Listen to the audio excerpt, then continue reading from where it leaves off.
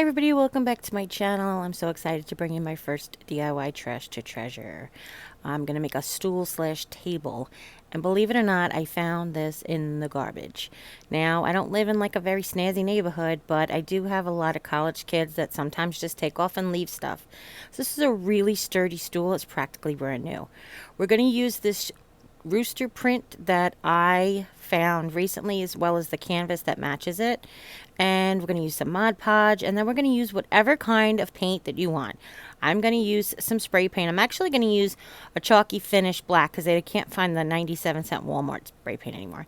And then we're going to use a variety of Waverleys. We're going to use elephant gray, ivory, and truffle, and then that's to create all the antique look. So the first thing I wanted to do is to paint the bottom of this stool black. Now, this stool can be a stool. It's very, very sturdy, like I said. But my intention was to give Jim a small table next to his computer desk. So you guys have been around for a while. You know that we moved the computer hutch into the living room, and it is a black matte finish. And he just needed a little side table to keep a drink and his headphones.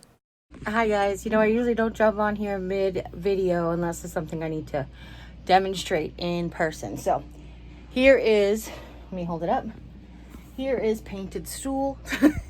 As you can see, the top is its natural pine color. I did one really good coat, and even that isn't necessary for that farmhouse look. If you're going for that farmhouse look, then you can just leave it like shabby. We also have done lots of, well, not lots, but when we did the enamel wear, we did the resist technique where you could put like stuff like Vaseline or wax on it before you paint it, and it makes it easier to distress it, all of those things. So what I'm going to do now is I'm just going to give the top a coat of chalk paint, white or ivory. And I wanted to show you what we're actually going to do. So here is the cow canvas, and you see how it really doesn't fit. It would come to about here, I think, after we unwrap it, so it's pretty close.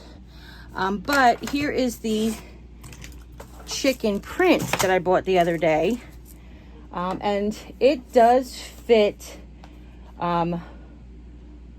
like better, but not, if that makes any sense. So it fits longer, but it doesn't fit wider. So I will see what I'm gonna do, and you guys will just come along for the ride. So for right now, we're just gonna go ahead and paint this, and I ask for forgiveness for all of the mess, but this will not be on my table. my tripod's not that tall, so I have to work with it on the floor. So I'm just gonna set you guys up so you can see, and again, forgive the mess if you don't mind. Thanks. There's a great sign I saw on Pinterest that says, "Forgive the mess, I craft here." So here we go. The first thing we're going to do is we're going to put a base coat on the top of the stool of Waverly in ivory. The reason I used ivory is because I'm going to end up adding brown to it anyway to make it more match the finish of the print as well as the canvas. So we just started with ivory as a background. And then I realized that there was some gunk, probably from when I had it upside down on the garbage can, because I didn't mention in the beginning, the first thing you want to do is you want to clean all of your work. When I got this into my car from the guy's yard, it did have like a very musty smell. So I wiped it down with bleach really well. I made sure I aired it out on my porch for a couple of days. And then I brought it back in and gave it another good cleaning. But it looks like something stuck to the top of it while I had it upside down on the garbage can. Oh well. So the trick to this is you want to brush outwards so that you don't run paint off the edge of and mess up your edges. And then at the very, very end, I just take a wipe and I go around to get that really nice clean line. I'm taking a bristle brush and I'm doing cross hatching just to give it more of a texture. The print has sort of a texture to it as well. So I just wanted to try to simulate that or emulate that. So this is the boring part. This is where I get to talk to you guys. I cannot believe that I don't have a rooster print in the canvas. I'm so glad that I bought it in the picture the other day. So you guys know that when I do DIYs, I try to plan stuff out in my head the best I can, but then things change or something will happen or I'll get inspired by my work. And that sounds egotistical, but I don't mean that. But I just mean like I'll do something and then I'll be like, hey, you know what? Let's do this too. So I initially always wanted to put the rooster canvas on the top of the bench, or the top of the stool, excuse me. But I don't have one. So we're going to use the cow. And then I'm so lucky that I found that rooster print. We're going to use that on the bottom shelf. So the first thing I'm going to do is I'm going to cut off the edge. So the very, very edge of this is not printed on. You can actually see the paint color sort of just end. So I'm going along that line and I'm just trimming all of the stuff that's like pure white. It's not that that's 100% necessary since we are going to paint it, but I just figured we're going to make this into a different shape anyway. This square is a little big for this stool, but work with what size you have. Obviously, when you get a stool, it may not be the exact same size. If you saw, I was just rubbing on the reverse and front sides to get the staple holes, kind of like to fill the staple holes back in with their fabric. Now I'm going to use this wonderful protractor that was gifted to me just recently. I've folded the canvas in quarters just to mark the very, very center. You don't want to make a permanent deep mark. You just want to have enough mark where you could see the center. And then I just expanded it from the center out to the widest area and then made a circle. What I realized when I made this circle was that I was going to cut those pretty fleur-de-lis sort of scroll works off of the two corners at the top. So what I did decide to do was then I went ahead and I just expanded the circle a little bit. And I was like, you know what? It doesn't have to be a perfect circle just because the bench is. I've just made sort of well, almost like the dice, with the rounded corners. It's like a square with round corners. I don't even know what that would be called. I'm sure you guys know. You tell me in the comments down below.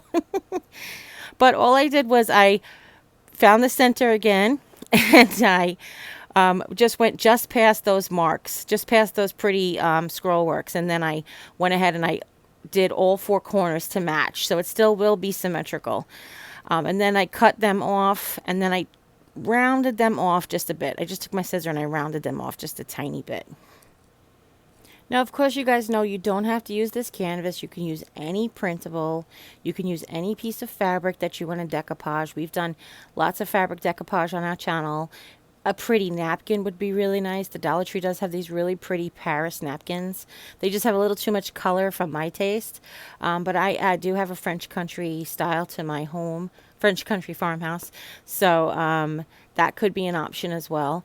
But I want to show you here what I've done is I've taken a sheet burlap that was just gifted again very recently, and I want to show you that you can lay it over a print and then you can actually write on the burlap. This is just a regular Sharpie. I'm just going to go around the circle and then one of the little scroll works just to show you what it would look like. And then this is just another option. You can also do this with a light box. You can print, scan this into your computer and print it, like take it to a copy shop and just print it if you want to not use an actual canvas.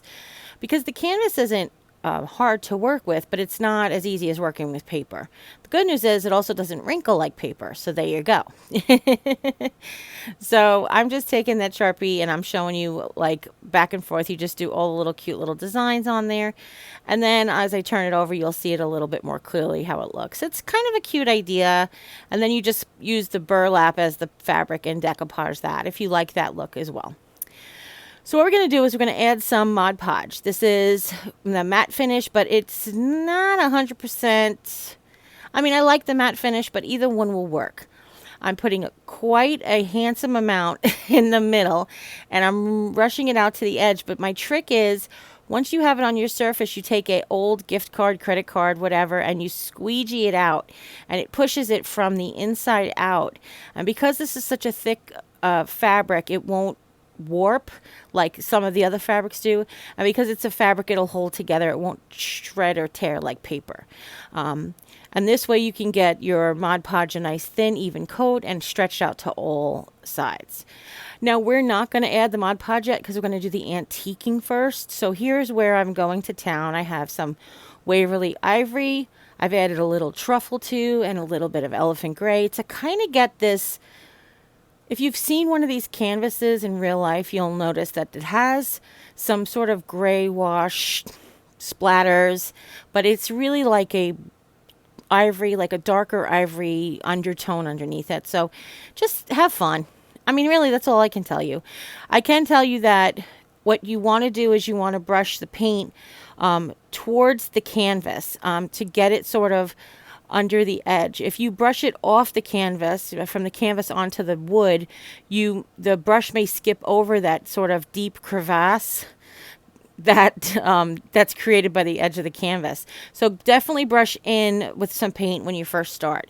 And then I just did layers. Added some more ivory with the truffle. I added some more of the truffle to drag it. I added some more of the elephant gray to drag it. Like basically just went all over. Now I'm just taking a wipe and I'm cleaning off all of those black sort of artistic lines that were on there, which is what we loved it for in the first place. So I want to show you from far away. You can't tell that this isn't one big piece.